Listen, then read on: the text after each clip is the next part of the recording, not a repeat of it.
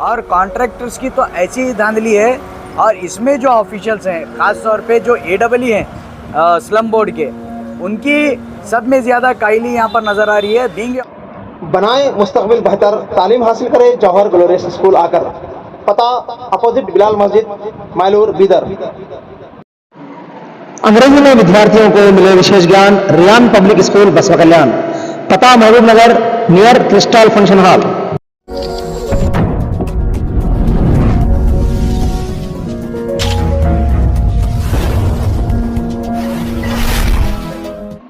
Public 7 news में आप सभी दर्शकों का स्वागत है। बीदर में स्लम बोर्ड के घरों की तामीर में काहेली को लेकर पठान सुफियान ने उठाई गुलबर्गा में आवाज।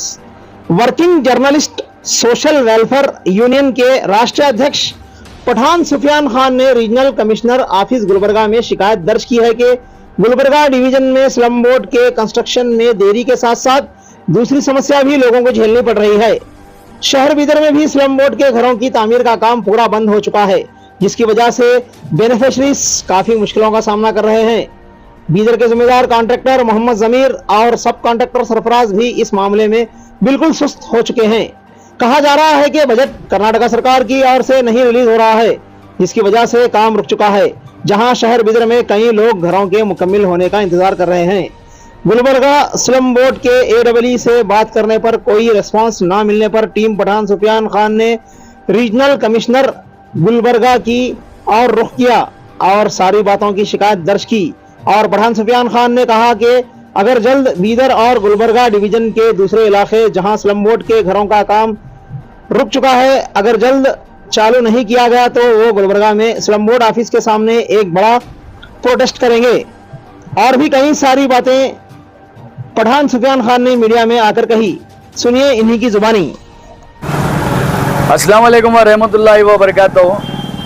जैसे कि आप जानते हैं कि हमने स्लम बोर्ड के घरों के ताल्लुक से एक इशू उठाया है। रिसेंट जो है हमारा चितापुर में भी एक विज़िट हुआ, लेकिन सबसे बड़े अफसोस की बात क्या है, तकरीबन 1,80,000 घर जो है गवर्नमेंट की तरफ से देना चाहिए कर्नाटका स्टेट में, लेकिन अब तक जो है 80,000 घर भी कंप्लीट नहीं हुए। और देखा यह जा रहा है कि ये वहाँ पे देखने को ये मिल रहा है कि टोटली जो है ये लो क्वालिटी में या पुअर क्वालिटी में काम हुआ है, क्योंकि जैसा ही काम चल रहा है अगर उसको प्लास्टर भी करते हैं तो वो प्लास्टर गिर रहा है कई जगहों पर। और कॉन्ट्रैक्टर्स की तो ऐसी ही धांधली है।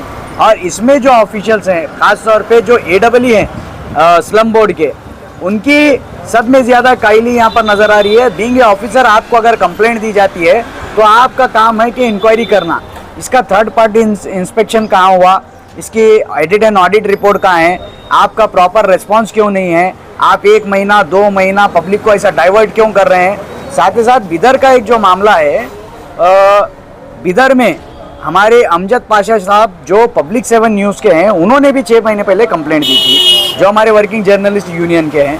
उनकी कंप्लेंट को 6 से 7 महीने हो गया, वो कंप्लेंट देने के बाद जो है AEE को प्रॉपर इग्नोर करते हैं। और वहाँ के जो कॉन्ट्रैक्टर सब कॉन्ट्रैक्टर हैं, इनको कॉन्ट्रैक्ट किसने दिया, ज़मीर नाम के जो शायद कॉन्ट्रैक्टर हैं, वो सब कॉन्ट्रैक्टर 1 साल पहले उनका एक्सीडेंट होता है, लेकिन काम जो है 3 साल पहले चालू होकर रुक जाता है। कभी एक्सीडेंट का बहाना होता है, कभी ये बहाना होता है। मैं सीरियसली आज हमारे रीजनल कमिश्नर, उनको मैंने कंप्लेंट दी है ताकि ये AEE पे और स्लम बोर्ड के ऑफिसर्स पर स्ट्रिक्ट इंक्वायरी होना चाहिए। ये काम आखिर क्यों रुक रहा है, किस वजह से रुक रहा है, इसमें कौन से ऑफिसर की क्या कायली है और इसमें क्या करप्शन लिया जा रहा है, ये प्रॉपर इंक्वायरी होना चाहिए।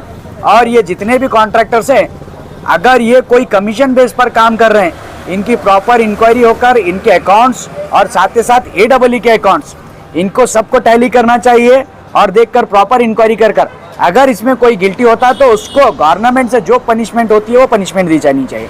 हालांकि देखा जाता है कि हमारे मिनिस्टर्स इतने स्ट्रांग हैं, बीदर के MLA हैं, उनके क्षेत्र में भी काम नहीं होता।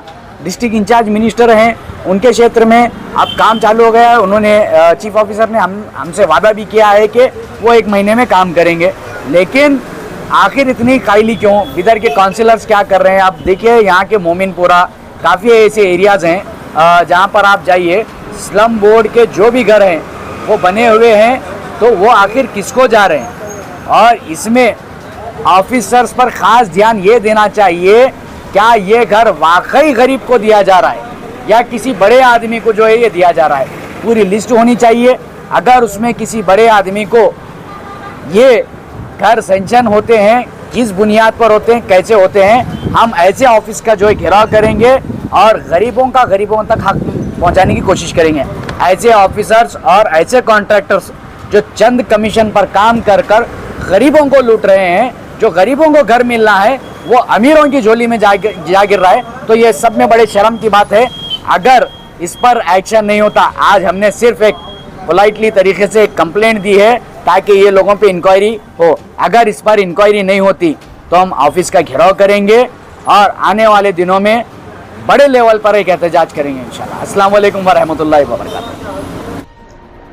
जौहर फाउंडेशन स्कूल, इल्म की दुनिया में एक मशहूर नाम, पता इनसाइड शाहगंज बीदर।